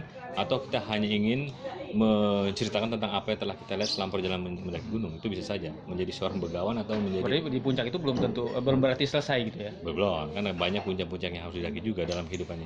Dan seorang insya Allah dan semua manusia pada prinsipnya ingin berada di puncak-puncak piramida mereka, gitu kan. Jadi itu sudah sebuah insting dari Homo sapiens sapiens, gitu, dari manusia lah, gitu ya. Kayak pendaki gunung, anak band underground apa tadi teman-teman? Pawang ular. Apalagi itu? Bong ular apa? Nggak ular itu kan Penyelam. Mas Agung ini pernah berada di satu situasi yang dia harus Dia penyelam dan pawang ular juga tadi itu. Pawang ular ya. Dia pernah biar bukan pawang ular lah itu. Kebetulan ada ular ya. Kita tentu karena saya melihatnya ular kan suatu binatang yang luar biasa kan. Artinya dia punya kemampuan yang kemampuan beradaptasi yang baik, kemudian dia juga memiliki pertahanan yang baik juga. Menarik buat saya ular gitu kan. Sehingga kalau waktu ketemu ular saya tidak ingin membunuhnya, malah ingin dekat dengan dia. Saya berusaha untuk bersahabat dengan dia kan. Jadi pada saat ada dekat saya ular, saya berusaha untuk memegangnya dan kemudian orang melihat wah ini pawang ular, padahal enggak, sebenarnya hanya sekedar itu saja lah. Hanya sekedar Nggak takut digigit. ketakutan harus ada, tetapi mungkin teknik saja kan. Tekniknya kita ya tidak mengganggu dia. Siapapun sebenarnya kalau nggak kita ganggu, kita nggak agresif kan, peluang kita diserang juga akan kecil kan gitu. Jadi itu lebih ke arah itu saja. Jadi Ular tuh binatang yang nggak bisa diajak berantem. nggak bisa diajak berantem. Susah, coba aja abang ngumpul. Oh iya. Jadi sebenarnya Mas Agung, bukan bisa ceritain bukan situasi waktu di sebuah daerah Mas Agung harus nyelam demi keselamatan kapal itu. oh iya, jadi sebenarnya gini, dalam menyelam itu ada filosofi menyelam adalah never dive alone. Nah, jadi nggak boleh, kita tidak Kalau boleh. abang ini semuanya pakai filosofi, bang. Oh, Yang harus. ujung-ujungnya lari lagi ke satu gurindam itu ya. Oh iya kan, namanya Doctor of Philosophy. Luar biasa. Jadi semari kan. Maksud saya itu umrah harus bangga gitu. Oh. Dia punya satu tapi komplit nih. Ya. Multi Yang serba bisa. 4 sehat 5 sempurna ada susah. Gimana ceritanya itu gimana? 4 sehat 2 yang ada. Jadi gini, jadi dalam menyelam tuh tidak boleh menyelam sendirian, karena teknisnya ya memang kan kalau ada apa-apa kita nggak bisa ada yang bantu ya kan. Kalau berdua katakan macet ataupun udara dalam tabung kita habis, kita bisa bergantian dengan body kita gitu kan, namanya body kan. Nah jadi memang dilarang lah secara teknis, dilarang menyelam sendirian. Kalau tadi Mas Teguh menyinggung itu, memang itu kejadiannya sangat saya juga tidak ingin menginginkan menyelam sendirian karena filosofi tadi, tapi terpaksa karena saat itu di tahun 96 saya masih mahasiswa, terus dosen punya proyek penelitian dengan Caltech Pacific Indonesia. Dulu adalah perusahaan minyak terbesar di Indonesia ya. 70% minyak Indonesia itu dihasilkan dari Caltech. Ada mereka sedang mau seismik, jadi mau lihat kondisi rona lingkungan dulu. Yang dilihat adalah Corona Andaka ya? bukan. Yang dilihat adalah kondisi terumbu karangnya. Ya, sebelum eksplorasi dan nanti dimonitor oleh mereka. Nah, karena saya orang penyelam dan saya juga memiliki technical skill untuk menilai kondisi terumbu karang saat itu, maka saya dipakai oleh dosen untuk membantu mereka. Nah, alih-alih pergi dengan menggunakan pesawat Chevron yang ya dibayangkan oleh semua mahasiswa juga, saya lebih prefer, saya mau punya pengalaman naik kapal Senangin. Kapal itu adalah kapal risetnya Unri saat itu, 18 meter, pakai tiang, jadi goyang-goyang begini terus ya. Itu harus mengarungi dari Dumai sampai ke Pulau W dan balik ke arah barat Sumatera. Jadi memang ekspedisi juga buat saya itu. Nah, tepatnya di Aceh itu, di Malahayati, Pelabuhan Malahayati, kami mau mengisi bahan bakar, tapi kan dulu situasi juga masih belum aman seperti sekarang ya, jadi agak sedikit kita khawatir, apalagi waktu interaksi pada sore hari itu agak sedikit ada friksi, sehingga kita memutuskan untuk tidak bersandar di dermaga, tapi kita lego jangkar agak jauh di tengah, mungkin 300 sampai 500 meteran dari pantai. Nah, malam hari jam 1 gitu ya, pagi hari lebih dibangunin kita siap-siap berangkat. Kenapa?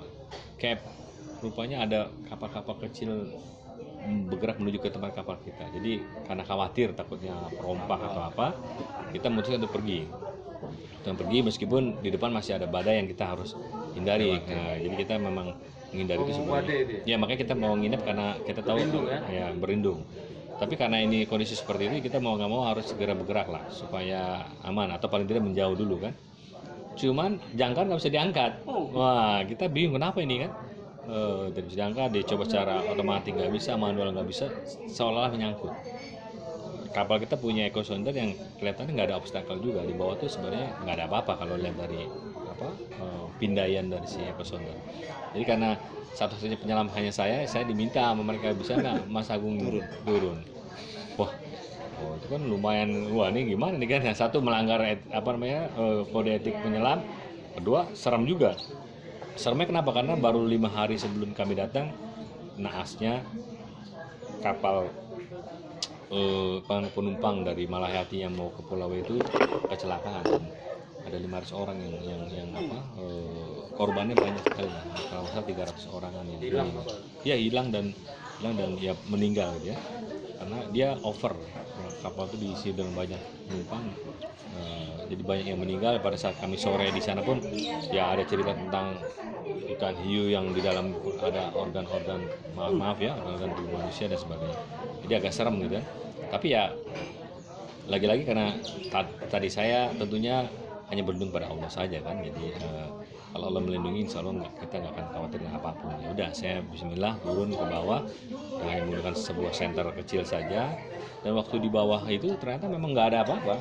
Berapa meter? Itu 14 meteran lah kalau itu. Nyelam bebas. Enggak, pakai scuba. Pakai scuba. Jadi tapi nggak ada apa-apa, sehingga kan wah ini ada apa ya? Pertanyaan apa ini? Nyangkut berarti atau sudah drift dia, sudah lepas lagi? Jangkarnya itu jejak atau tidak? Tidak. Saya memegang jangkarnya dan saya masih menggelantung lah ya. Nah terus wah ini ada apa, kan tentu bayang kita ketakutan. Tapi memang saya lagi-lagi tadi karena filosofi mendaki gunung tadi, kapan saya harus berpikir? Secara prinsip saya hanya berpikir logis, secara prinsip. Tetapi pikiran-pikiran tidak logis kan selalu datang dalam situasi seperti ini. Itu yang saya bilang, saya harus logis, tidak ada apa-apa, ini hanya kapal yang tadinya nyangkut terus drift dan lepas kembali, maka saya harus tenang. Dan saya nggak boleh melakukan reaksi-reaksi yang malah menimbulkan kepanikan dan berbahaya buat saya sendiri juga. Nah, salah satu cara saya untuk mencoba mengelolanya adalah, bahkan saya lakukan, malah saya sengaja matikan lampu selama 2 menit untuk memastikan bahwa Anda bisa kontrol rasa takut ini, Agung, baru Anda boleh naik ke atas. Jadi di tengah kedalaman emang hanya 14 meter, tapi di situasi demikian pasti kan agak sedikit lebih Malam hari dalam situasi apapun harus berpikir logis. Logis. Nah, itu saya matikan 2 menit, saya cek di jam saya oke, bisa naik ke atas. Nah, jadi itu lebih kepada ya kadang-kadang kita juga melanggar aturan juga jadinya kan. Dalam konteks ini kalau ada apa-apa mas saya tidak akan bisa ada yang menyelamatkan karena saya hanya sendiri dan sebagainya. Tapi risiko itu yang saya harus ambil. Ketika seorang pemimpin juga dia harus berani ngambil risiko. Dia tahu kapan dia memang ini tidak mungkin ada yang bisa membackup saya, maka saya ambil risiko ini. Semoga hanya Allah yang melindungi kita kan itu. Kalau Allah melindungi tentu tidak akan terjadi apa-apa. Tapi kalau Allah mengendaki lain itu ya bisa saya sudah tidak ada lagi di sini kan. Dan tidak bisa mendengarkan lagu yang kita tunggu-tunggu kan? Tapi sebelum Yang paling menarik itu kan yang anak underground. Ustadz Dery Sulaiman kan juga anak underground, jadi Ustadz itu ada. Jadi mungkin rektor yang di Indonesia, rektor yang memimpin universitas besar dan berawal dari anak underground mungkin hanya Bang Agung seorang. Ya. Tapi kalau ada yang lain tolong tulis di kolom komentar. Nanti kita undang. Rektor lain juga yang basicnya pernah menjadi Underground. anak underground gitu ya. Yang jelas bukan undertaker ya. Bukan undertaker. Jadi karena underground nggak menutup kemungkinan kalian bakal jadi rektor juga. Iya. jadi begini ya, soal underground dan seorang rocker itu kan identik dengan pribadi yang keras gitu ya. Nah kita sedikit mengorek lah, mohon maaf nih Pak Agung, mudah-mudahan berkenan ya, mengorek dengan sosok pribadi Pak Agung yang saya kenal sih, sosoknya itu adalah sosok yang keras gitu ya dalam memimpin. Nah bagaimana sih Pak Agung menyikapi soal hablum minanas dan hubungan sosial atau relationship lah untuk menjadi sebuah pencapaian yang diharapkan, tentu kan ini perlu dipelihara atau dijaga atau dibangun. Nah kalau sosoknya seorang rocker yang keras yang mungkin egonya tinggi, nah ini gimana cara mengatasi itu? Ya, pertama kalau bicara hablum minanas, memang ya dunia ini harus hasanah dulu. Jadi kita harus menjaga hubungan sesama, kemudian menjaga lingkungan dan sebagainya, baru kita bicara tentang bagaimana di akhir kita akan menjadi hasanah kan gitu ya. Artinya hubungan dengan manusia ini harus kita jaga dengan sebaik-baiknya. Kalau tadi disinggung bahwa saya keras, saya juga nggak tahu juga. Yang jelas gini, menurut saya kita harus tegas dalam prinsip, tapi tetap fleksibel dalam penerapan gitu. Berciman tegas itu seperti apa misalnya? Ya di ruang publik tidak boleh kita merokok. Itu adalah prinsip. Kenapa? Karena prinsipnya kita harus sama-sama menghargai orang lain. Orang lain memang merokok adalah kebebasan bagi setiap individu, tetapi ketika kita merokok maka kita akan merampas hak orang lain untuk menghidup menghirup udara sehat. Disitulah kita tetapkan bahwa di publik seperti di kampus, Anda tidak boleh merokok. Itu adalah sikap tegas. Dalam prakteknya nanti ada yang merokok, kita bilang, Mas jangan merokok di sini, seperti ini. Kita tidak juga memberikan punishment dan sebagainya, tidak, tapi kita kasih pengertian. Jadi tegasnya di situ sebenarnya kan. Dan itu ketegasan itu bukan ketegasan yang kita buat-buat. Kita memang melihat itu dari nilai-nilai yang memang harus kita perjuangkan supaya itu ada tegak gitu ya. Nah, ini contohnya kenapa misalnya orang kerap menganggap Pak Agung itu keras, padahal tidak keras, itu hanya ya memang itu suatu kebenaran kan, itu bukan hal yang salah. Kalau besok misalnya saya bilang di umrah tidak boleh orang bekerja pada saat azan dan sholat, itu kan hal yang benar juga kan. Tapi kita tentu jangan, dalam penerapannya kita harus fleksibel. Bagi yang memang pekerjaannya sedang lagi crowded segala macam, silakan. Tapi kita secara fakultatif, jadwal ngajar nggak ada jam segitu. Nah itu harus kita buat seperti itu misalnya. Jadi tetap sebatas semacam kayak himbauan, tapi kita buat sistemnya supaya memang orang benar-benar ya nggak bisa lagi punya celah untuk tidak meninggalkan sholat jadinya kan gitu. Itu contoh-contoh yang saya rasa Bang Rektor keras lah. Karena saya punya kawan di sebelah saya ini, biasanya dia keras mengkritik orang. Karena menghadapi rektornya, dia sebagai dosen, dia menghadapi rektornya kok diam aja, saya dari tadi mikir. Tapi tidak dikritik kan Pak? Padahal kritik yang lain saya keras. sama sekali tidak. Grogi dia. Dia grogi. Ini acara kita loh, ini acara kita loh. Jadi memang tadi saya sangat sebagai rektor tentu saya harus aksesibel buat semua orang, terutama bagi sivitas ya.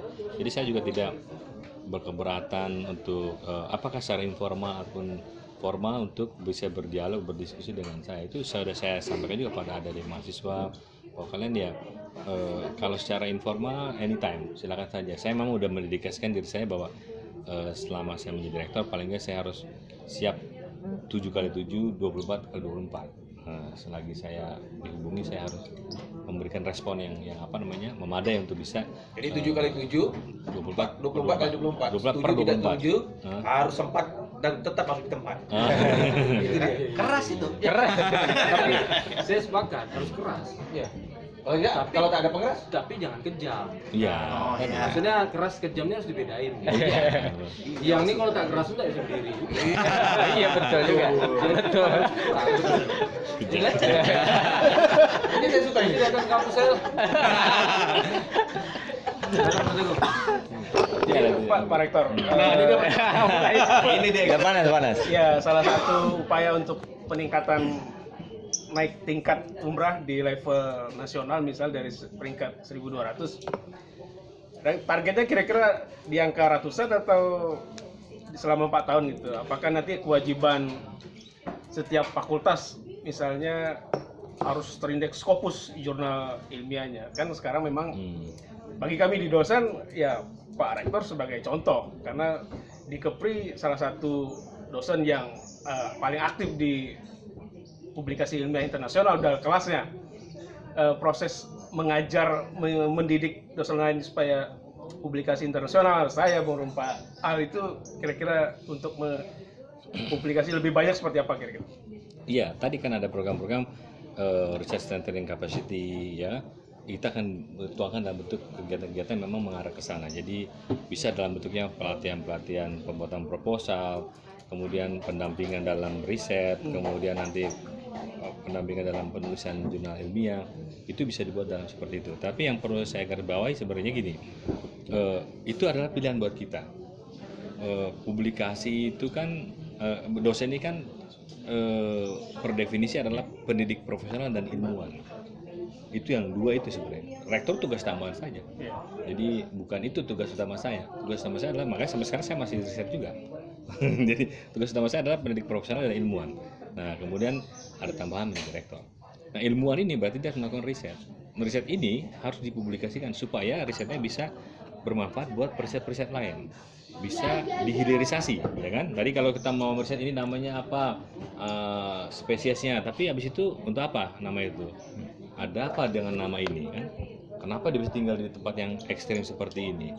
Itu yang harus kita gali sehingga akhirnya nanti bisa ada suatu hal yang dihilirisasikan dan itu bisa bermanfaat secara langsung buat masyarakat.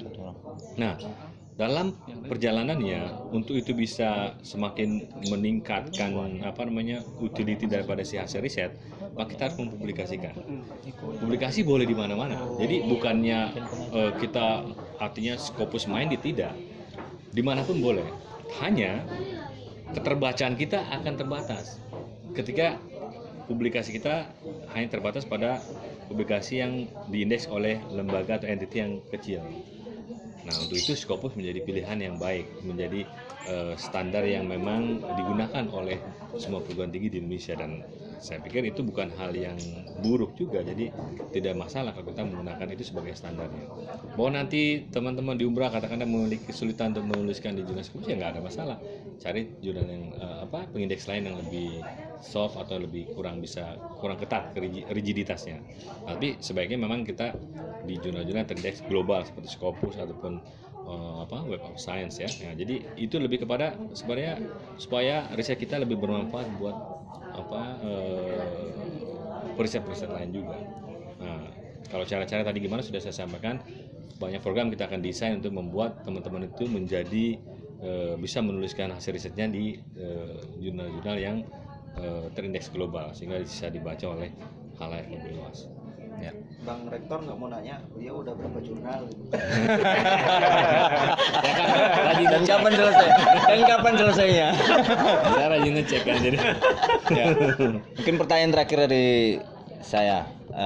Tunggu, ini last question semua ya? Ya. Oh, okay. Jadi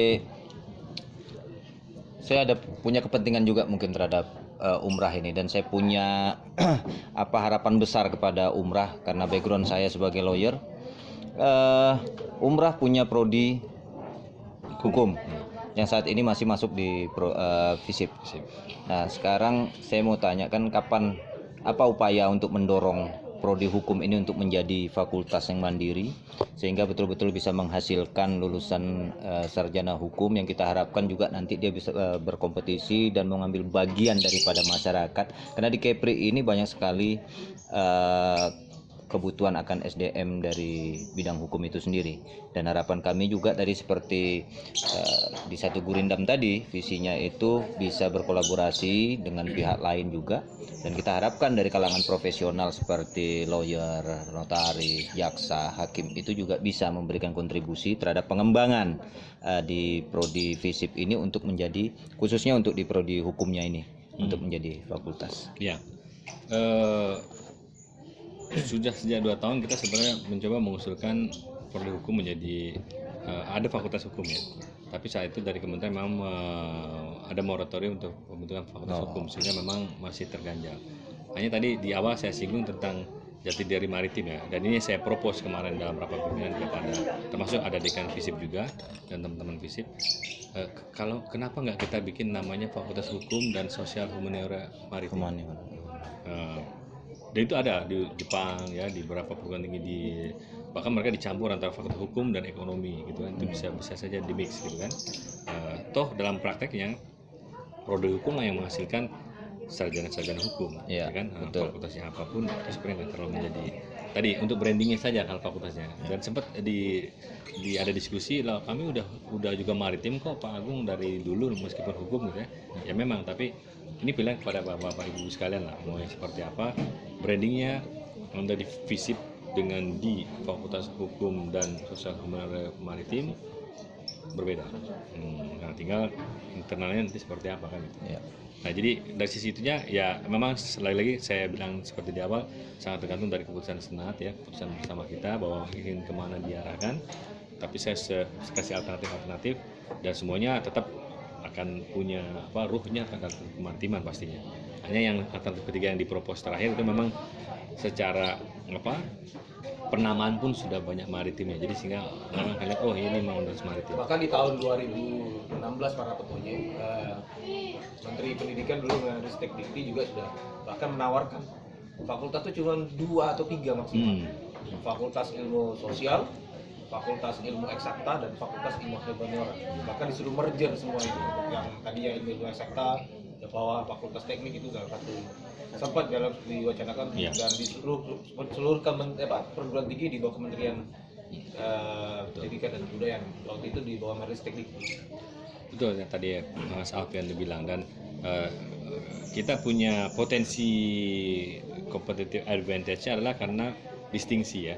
Jadi kita bisa, memang kita melebur tapi kita bisa mengajukan hal yang baru yang di luar mainstream. Misalnya fakultas ini dalam rencana yang seperti disinggung ya kemarin dalam diskusi, fakultas ilmu kelautan perikanan bisa saja menjadi fakultas perikanan berkelanjutan, gitu kan?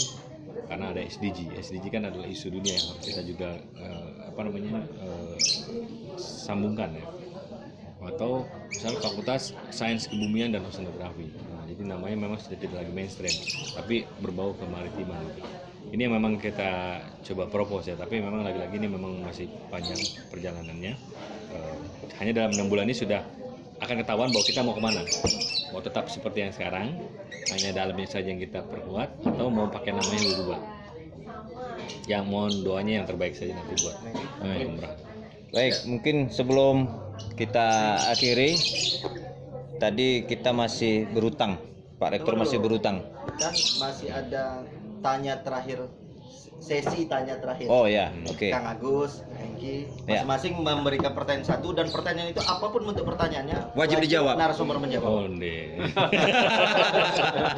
Jadi yang tadi itu Dari Kang Hengki. Tadi belum ada tahu lebih. Jadi udah. Hengki, Aduh, bingung apa yang anak ditanya nih. singkat. Singkat, padat, terpercaya. Langsung mudah dijawab oleh narasumber. Nah, kalau nanya minta pun boleh. Minta pun boleh ya. Ya mungkin sebenarnya harapan ya. Harapannya semoga umrah ya betul-betul menjadi salah satu perguruan tinggi yang bisa mencetak SDM di Kepri yang unggul khususnya di bidang maritim. Ya kalau nggak salah nih Pak S2 juga sudah ini ya. Ya kita selamat dulu lah untuk kalau nggak salah tuh S2 manajemen administrasi publik. S2 administrasi publik sama ilmu lingkungan yang insya Allah akan Ilmu lingkungan. Ini baru nih, ini hadiah buat rektor yang baru.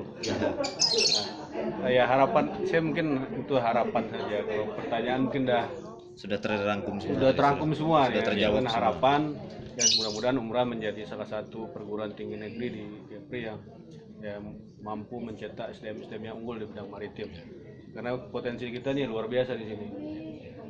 Khususnya maritim. Mungkin itu saja. Lanjut Mas. Ya, kalau dari saya mungkin selaku praktisi penyiaran ya satu juga harapan, karena kami insan-insan penyiaran ini kalau untuk memperdalam ilmu komunikasi misalnya juga terbentur dengan lembaga pendidikan yang ada di Kepri ini. Sulit juga untuk menemukan misalnya program studi ilmu komunikasi. Itu juga menjadi harapan juga untuk insan-insan penyiaran. Mungkin Pak Rektor nanti bisa juga membuka Kita buka. prodi atau fakultas sendiri. Wartawan juga. Ya, jurnalistik ya juga. Itu mungkin Pak Rektor. Sebenarnya sudah ada ya, jurnalistik sudah ada ya. Nempel di- PBSI Bahasa. Ya mungkin itu. Nanti mungkin bisa dirangkum lah jawabannya terakhir. Mas Robi? Saya kan Last question. Oh ya. Mas Teguh, last question. Ada nggak kira-kira wacana untuk fakultas seni? membuka. Di dalam visi yang sekarang kita nggak spesifik ke situ, tapi ke budaya tadi kan. Jadi fakultas sastra namanya bisa saja fakultas ilmu budaya yang basic, atau kalau kita mau tadi ada aksen kemaritiman maka fakultas sastra Melayu dan budaya bahari. Di dalamnya tadi termasuk dalamnya ada fakultas ada arkeologi, termasuk tadi ilmu komunikasi bisa masuk sebagai prodinya. Kalau prodi seni itu mau dimasukkan itu sangat memungkinkan, tapi rumahnya di fakultas tadi ilmu budaya tadi. Kalau lah itu ada, besok cerita-ceritalah sama kami. Kalau nggak jadi dosen. Aku pun nggak jadi dosen juga. Iya. Ya nanti kita itu benar, karena memang kan di Kepri ini ya budaya seni juga sangat kaya ya hasananya. Ini harus memang kemarin dari pada saat saya menjaring aspirasi gitu kan, memang kelihatannya di banyak hasanah-hasanah budaya kita yang memang belum tergali dengan baik. Kemudian kalaupun ada terdispersi, kemudian termanfaatkannya tidak sepenuhnya oleh pihak kita, malahan banyak dari asing yang menggunakannya. Sebenarnya dalam konteks kolaborasi nggak ada masalah, hanya sayang kalau itu semata-mata mereka yang mengeksploitasi sementara kita tidak ikut ambil bagian kan gitu ya. Seperti naskah-naskah kuno itu ya. Betul itu saya sempat waktu itu berkunjung ke Penyengat, saya lihat aduh sayang sekali ini. Makanya sejarah itu ya. betul, makanya kita berharap kalau memungkinkan ya apakah pemerintah daerah kita punya museum yang memadai untuk menjaga apa namanya tadi artefak-artefak yang kita miliki, atau ya kalau nanti doakan umrah bisa mendapatkan bantuan yang layak untuk pembuatan kampus baru yang juga bisa ada mendesain museum. Kita memang ada rencana untuk membuat museum budaya bahari, sehingga yang tadi itu kita full di sana saja supaya umrah bisa jadi tempat untuk ya pembelajaran kan. Jadi propertinya tetap masing-masing di masyarakat, tapi kita hanya menjadi etalase ataupun hub untuk orang menggali lebih dalam lah. Oke, Bang Agung, saya ini kan menjalankan tugas saya di Derejeng Club. Ini kan batu api yang mencerahkan. Apa tuh bahasa Inggrisnya apa? The Shining Firestone. Bang, abang asli Pekanbaru, sekolah di Pekanbaru ya. Asli Jakarta. Asli Jakarta, sekolah Pekanbaru. Lahir Jakarta ya. Lahir Jakarta Sumatera. Kita terkait masalah isu putra daerah.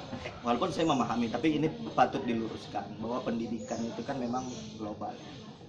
Tapi kita mendengar ketika proses-proses baik bukan waktu zaman Bang Agung, bahkan sebelum-sebelumnya, bahwa beberapa pihak menyatakan bahwa bahkan sampai untuk seorang rektor kampus pun itu harus diisi oleh putra daerah.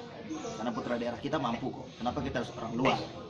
Saya ingin tanggapan abang terkait hal itu seperti apa, juga klarifikasi abang agar ini bisa tercerahkan lah ya, tercerahkan semuanya, bahkan bisa menjadi pemahaman yang akhirnya satu frekuensi dengan yang lain, agar apa, kembali lagi agar satu gurindam itu yang menjadi program bisa semua leading sektor yang untuk mendukung itu sama-sama fokus membantu Bang Agung untuk memajukan pendidikan di gimana tanggapan abang? Ya, wah. Pertama, jauh sebelum itu lagi, dan mohon maaf bagi yang bukan gitu kan, secara umum di Kepri kan juga, atau bukan secara umum, kita termasuk orang-orang yang mencoba menjalankan nilai-nilai Islam. Nah, dalam Islam itu, Islam adalah rahmatan buat seluruh sekalian alam. Artinya tidak boleh ada pembeda hal seperti itu. Dan dilarang lagi, asobiah namanya. Nah, gitu. Jadi harusnya sebagai umat Islam kita menghilangkan sekat-sekat yang tadi itu. Yang utama adalah kalau kepada Allah tentu ketakwaannya. Tapi kalau kepada umrah tentu adalah excellent akademiknya, ya, yang didasari oleh kompetensi dan dalam sistem merit. Jadi siapapun harusnya berkesempatan yang sama untuk bisa mencapai posisi-posisi yang diinginkan, sepanjang dia dalam sistemnya terbuka atau sistem merit, kemudian dia memang punya kompetensinya. Jadi itu yang paling penting. Nah, nanti yang paling kita nilai ada siapa yang paling bisa memberikan impact terbaik buat umrahnya. Itu yang kita ambil menjadi orang-orang. Dan yang utama tadi, dosen itu adalah pendidik profesional dan ilmuwan, bukan rektor. Gitu. Kalau saya bisa diminta, Pak Agung nggak usah jadi rektor lagi karena misalnya tidak lahir di Kepri, ya nggak apa-apa. Karena itu tugas tambahan saja.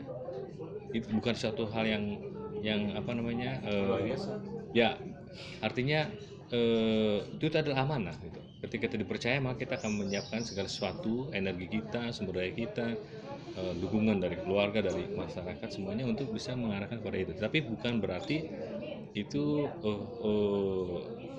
ya, menurut ini juga dipahami oleh semuanya bahwa yang utama bagi seorang dosen dia tadi kita akan siapkan dia bisa kapan jadi guru besarnya.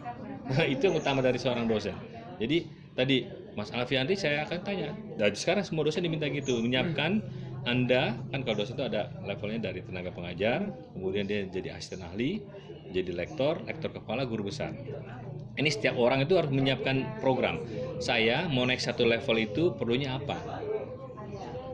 Jadi perlu ini nulis di Scopus berapa? 2. Untuk nulis di Scopus 2 perlunya apa? Saya perlu dana Pak, translate ke bahasa Inggris, oke. Perlu editing service, oke. Gitu. dengan plafon yang kita miliki. Kita lihat agar kita misalnya katakan ada 1,5 miliar ya udah, berarti untuk level A ke level B maksimal satu orang 10 juta boleh gitu kan. Itu kan udah, itu yang utama. Nah, kalau menjadi deka, menjadi rektor tuh bukan itu yang utama dalam studi akademik gitu. Jadi benar-benar bukan di situ sebenarnya. Jadi kalau ketika ada orang yang menyampaikan hal itu, malah mungkin harus mungkin harus tercerahkan dulu gitu, supaya bisa memahami bahwa bukan itu yang menjadi konfliknya, bukan di situ sebenarnya. Bukan sebuah antara putra daerah dan jabat daerah. Iya, tidak ada relevansinya, betul. Tidak ada relevansinya sebenarnya bicara putra. Tapi kalau dijadikan motivasi mungkin bagus agar anak-anak daerah kita meningkatkan kemampuan akademiknya agar suatu saat bisa menjadi rektor, bahkan anak Kepri menjadi rektor di Harvard gitu. Nah, kan itu ya betul ya, bagus. Jadi dan itu terbuka buat saya. Tadi kan namanya kita berjalan kamu di muka bumi ini kata Allah kan gitu ya. Carilah rezekinya di mana-mana, silakan. Dan itu membanggakan, kita punya orang hebat Kepri yang ada di level nasional, ada Prof. Eko Prasojo, ya kan, ada banyak nama-nama yang bisa kita sebutkan satu persatu. Itu kan adalah sama. Bagaimana kalau di sana mereka dibilang, oh Anda bukan orang Jakarta, nah misalnya gimana kan itu tidak pas juga. Jadi saya lebih mendorong, ayo siapa yang bisa memberikan kontribusi terbaik buat Kepri, itu yang kita kasih laluannya kan.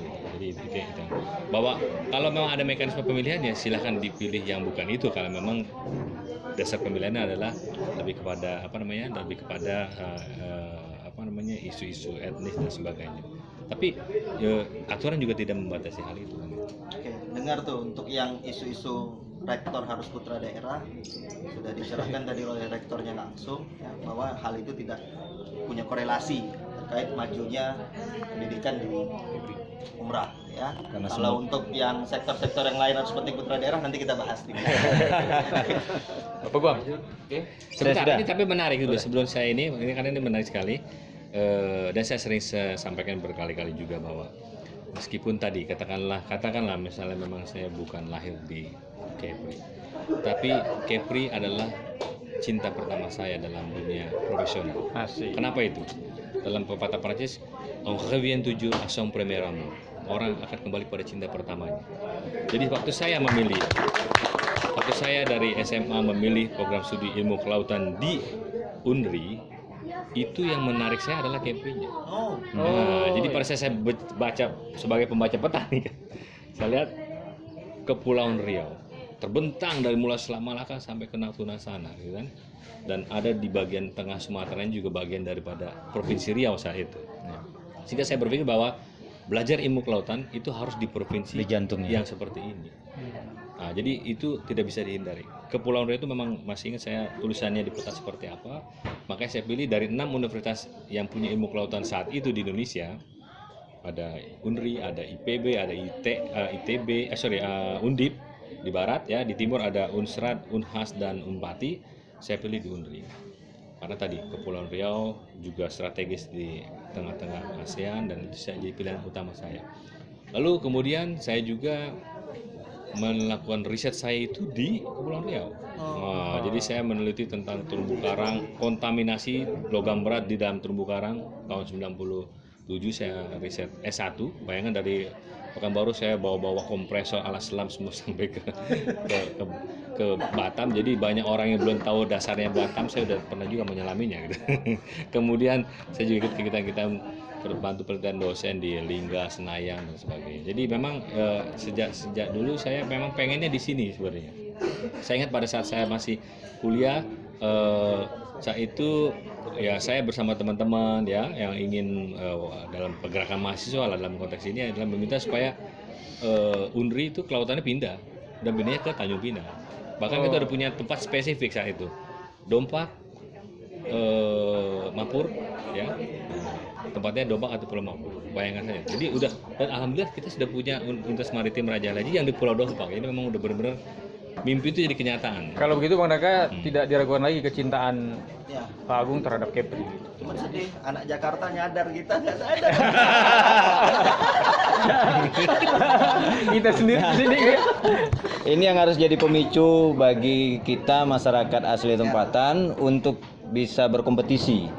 Nah ini selamat datang Bung Willy, host kita. Host kita yang ke-9. Iya, host kita yang ke-9. Ya, silakan. Silakan, Bung Wil, silakan. silakan ambil kursi, Bang.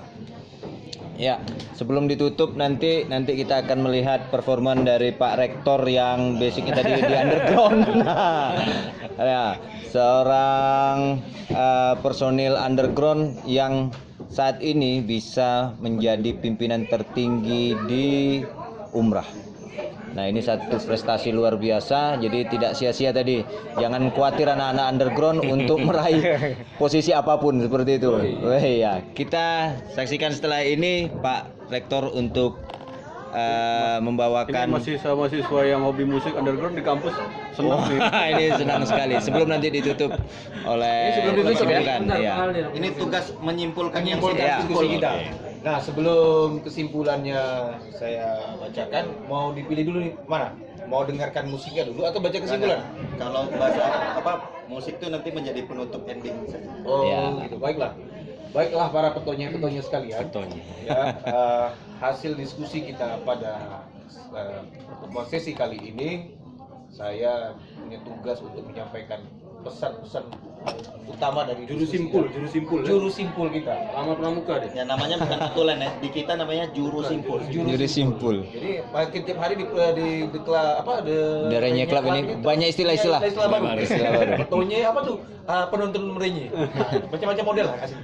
Jadi kalau nak cari model ya di sini ya. Sedangkan krunya aja nggak tahu apa itu betulnya awalnya. Jadi pertemuan kita kali ini ya yang disampaikan dengan narasumber kita Bukan narasumber dia. Kasih istilah lain. nanti kita cari lah. Tapi yang jelas ide inspirasi diskusi kita pada pertemuan Derenya Club pada kali ini, insya Allah juga Dr. Agung Damar Sakti ini insya Allah dalam waktu dekat juga akan dianugerahkan guru besar. Oh, Iya, Amin. Jadi perlu kami sampaikan bahwasanya pendidikan di Kepulauan Riau itu memiliki historis yang luar biasa dari budaya intelektual yang sudah terbangun di abad ke-15, 16, dan 17. Bahkan kita punya nama besar dan ditabalkan nama itu di universitas kita, namanya Raja Ali Haji. Dan nama Raja Ali Haji itu ada di salah satu lembaga pendidikan Provinsi Kepulauan Riau bernama Universitas Maritim Raja Ali Haji. Kepri memiliki basis budaya intelektual dengan dulunya pernah ada namanya The Rusdiah Club. Rusdiah Club itu adalah motor dari kelompok kaum cendekiawan di Kepulauan Riau. Itu ada di abad 17 kalau tidak salah. Ya, mungkin bisa kita lacak ya. Jadi Kepri adalah epicentrum diskusi publik modern di era di era pandemik COVID-19 ini. Dan hadirnya Derenya Club menjawab itu. Menjawab bagaimana segala informasi, pokok-pokok ide, walaupun COVID melanda bukan berarti memandulkan, melemahkan berpikir kritis kita terhadap Kepri, khususnya untuk Indonesia yang lebih baik pada umumnya. Diskusi kita menekankan kepada Umrah sebagai universitas maritim, karena Umrah punya beban dan tanggung jawab membangun budaya dan nilai kemaritiman yang hari ini dinakodai oleh Dr. Agung Damar Sakti. Umrah memiliki rencana induk pengembangan pendidikan dan riset maritim terkemuka di Indonesia bahkan dunia. Tantangan Umrah itu ada 3 hal penting. Pertama, SDM atau sumber daya manusianya. Lalu ini punya tanggung jawab ini penting bagi para pemangku kepentingan, baik kepala daerah yang sedang berkuasa maupun nanti siapa yang akan berkuasa, yaitu kepastian lahan. Karena Umrah kalau mau maju pendidikan di Kepri dan pembangunan sektor lainnya segala bidang baik infra dan infrastruktur, maka bantulah pendidikan Kepri untuk jauh lebih baik dengan memberikan lahan yang seluas-luasnya bagi Universitas Maritim Raja Ali Haji. Kampus jangan dipolitisasi. Kampus jangan dipolitisasi. Itu dia. Dan berikutnya tata kelola. Dengan kepemimpinan Pak Dr. Agung, insya Allah tata kelola terus akan kita benahi, kita perbaiki dengan the excellent university governance. Nah, itu barangkali ini akan menjadi trending topik yang paling menarik untuk kita lihat kepiawaian Dr. Agung dalam menakodai Umrah. Lalu Umrah sebagai Center of Excellence Maritim karena dihadapkan dengan revolusi industri 4.0 dan revolusi society 5.0. Ini juga memiliki agregat tersendiri. Dan sebelum saya serahkan kepada Datuk Robi Patria, mantan komisioner KPU Kota Tanjung Pinang, Yang hari ini yang hari ini jadi tak bisa mampu berkutik untuk mengkritik karena pimpinannya ada di depan mata beliau. Saya punya sebaik pantun pesanan dari Datuk Teguh Diswanto. Bila hari semakin panas, berteduhlah di pinggir bakau. Bila pencarian tahumu semakin panas, carilah kalimat yang memukau. Nah, salah satu tadi judulnya. Baik, saya kembalikan kepada Datuk Robi Patria. Ya, terima kasih Pak Al menutup perjumpaan pada sore hari ini. Satu kata yang sangat penting bahwa kemajuan suatu peradaban bangsa atau negara tergantung dari kualitas pendidikan di negara itu. Dan kemajuan Provinsi Kepulauan Riau maka tergantung dari kualitas SDM-nya, dan itu tergantung beban besar dari Universitas Maritim Raja Halaji untuk mencerdaskan anak-anak bangsa di Kepulauan Riau dan Indonesia. Dan itu 4 tahun ke depan kita titipkan kepada Pak Agung sebagai nahoda dan kita semua sebagai stakeholdernya. Demikian, semoga bermanfaat. Sebelum kita sudahi, Mas Agung akan perform memainkan gitar sebagai keahlian beliau selain dari menyelam, naik gunung, dan riset tentunya. Terima kasih. Assalamualaikum warahmatullahi wabarakatuh. Dan jangan lupa, kalau memang suka sama pembicaraan ini, tolong di like dan subscribe. Ya. Kalau nggak suka, tolong tulis di kolom komentar. Ya, jangan lupa di-share juga. Ya, ketemu lagi bersama kami di Renyeh Club di Ngopi Tebal. Assalamualaikum warahmatullahi wabarakatuh. Waalaikumsalam. Terima kasih, Pak Agung. Oke. Langsung mainkan, Pak.